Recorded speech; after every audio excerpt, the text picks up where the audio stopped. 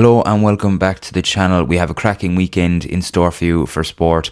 World Cup action, horse racing, golf and Gaelic games with All-Ireland Football Championship and hurling quarterfinals and a couple of more competitions in there as well. So without further ado, let's get into it. This is the weekend preview. First of all, going into the World Cup, I have all my World Cup content coming out with a recap of each game every single day until the end of the tournament. So if that's something that you'd be interested in, make sure and look at it. I have a playlist there on my channel as well called World Cup Recaps, where you have every single recap of every game that's gone on from the start of the World Cup to now. So if that's something that you're interested in, make sure and go and watch them. Then going on to golf, we head to Shinnecock Hills Golf Club in Southampton, New York for what is the third major of the year for the US Open. It's the 131st year of the tournament and all the big hitters are on the course this weekend. Brooks Koepka and Bryson DeChambeau could join an illustrious list of golfers who've won the US Open 3 times, joining Hale Irwin and legendary Tiger Woods. Scottie Scheffler, as he is with nearly every single tournament that he goes into every weekend, is favourite for the US Open at 9-2 as he looks to win his 5th major of his career. Rory McIlroy is also second favourite at 9-1, so he'll be looking to get his 2nd major win of the year also. Next up then, we have horse racing in Royal Ascot, which is the biggest global stage for horse racing with 35 races across 5 days in what is sure to be a jam-packed weekend of racing action in Berkshire. The opening day produced a 50-1 winner with 10 Bob Tony, proving that Royal Ascot is definitely the hardest of the meetings for the favourites. Scandinavia is the favourite in the historic Gold Cup on Thursday at the price of 5-4. Aidan O'Brien is his trainer and he'll be looking to win a historic 10th Gold Cup to further cement himself in the race. The Jubilee Stakes on Saturday is a punter's nightmare and a fan's dream, with a few favourites currently at 6-1, but no favourite are odds on at the moment. Then we go on to GAA action as we have 2 All-Ireland Hurling quarterfinals on this weekend in Semple Stadium in Thurles. First up on Saturday evening at 7 o'clock you have Clare and Dublin before Cork and Offaly play at 3:30 on Sunday for 2 of the 4 All-Ireland Hurling quarterfinals. Then of course as well we have All-Ireland Minor Football semi-finals as well this weekend to look forward to, also as well as 2 Tailteann Cup semi-finals. So a massive weekend of GAA action, and we now go in to the round 3 of the Senior Football Championship, which also takes place this Saturday and Sunday. First up there we have Kerry against Armagh, who play in Fisher Stadium at 4 o'clock on Saturday. Kerry beating Kildare fairly handily in the last round, whereas Armagh were just this close to getting into an All-Ireland football quarter final as they just lost out to Louth in the last second, unfortunately. Ethan Rafferty not being able to keep out some Sam Mulroy's long kick. It's going to be a great game in Killarney. The atmosphere, of course, is going to be brilliant, as it always is. I would have said before that in terms of, I suppose, Kerry and Armagh, I would have always backed Kerry to win this game at home. But I think after the Donegal loss in Killarney, it gives you that small bit more of apprehension. And look, hopefully Kerry are going to be able to get it done. They have a good few bodies back. They're only just a few shy of a full squad now, which is great.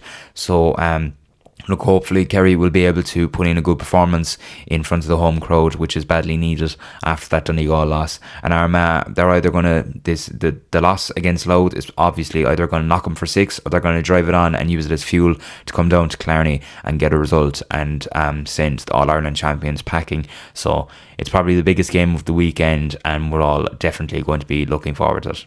Then the second game on Saturday is 6:15 in Castlebar between Mayo and Meath. Mayo lost against Tyrone by just a point last weekend, whereas Meath had a great win away against Derry. Look, I think Mayo are going to Mayo have been decent over the course of the last few games, I suppose. They weren't really shown much, I suppose, in Connacht because they never got to the final, which was a bit of a surprise for them. But I suppose new management, all that kind of crack, it always comes into effect and it takes a bit of time to gel. But I do think that they're getting back there slightly. Kobe MacDonald, obviously unbelievable for them. Meath, And that was obviously a great win for them against Derry. Derry aren't the best team in the country and aren't as good as they used to be. But you still have to go there and win they did. I think everything that kind of went against them last week kind of helped them maybe just to drive on and get the win for the likes of Rory Kinsella and just try and, I suppose, put their kind of grievances of previous rounds into the back of their minds. And they did very well. They did well. So I don't know what way to lean there, to be fair, but it's definitely going to be a good game. Then, of course, on Sunday, we have 1:15 in Croke Park. It is Dublin against Donegal. Gerard Brennan was hoping that the game was going to be played in Parnell Park. He wanted, I suppose, that more of an enclosed atmosphere and tight atmosphere. But no, it's at Croke Park. It doesn't really feel like they have home advantage anymore, which Donegal will probably be a bit happier about.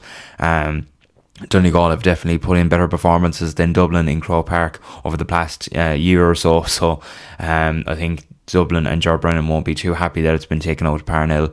But look, they've played so many of their home games over the years in Croke Park. It's kind of a thing of, well, lads, you are always asking for it. You've always gotten it. So why is it a big problem now?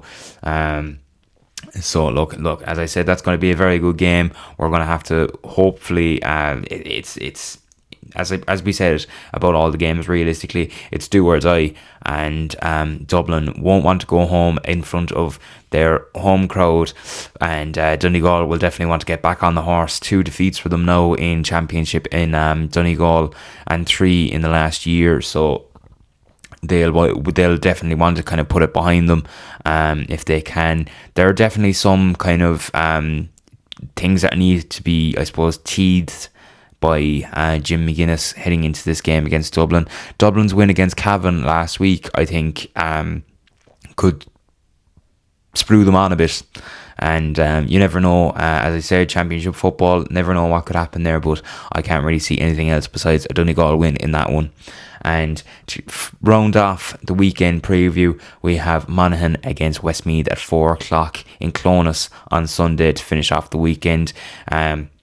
Monaghan hammered Roscommon in the last round, and Westmeath just barely lost to Galway by a point. I was kind of saying it in my weekend review that I was more disappointed with Roscommon than I was impressed by Monaghan. But Monaghan did the job in hand that they needed to do, and they did it well, in fairness. The likes of Westmeath there now, look, it was probably Galway's biggest test of the championship so far, playing Westmeath.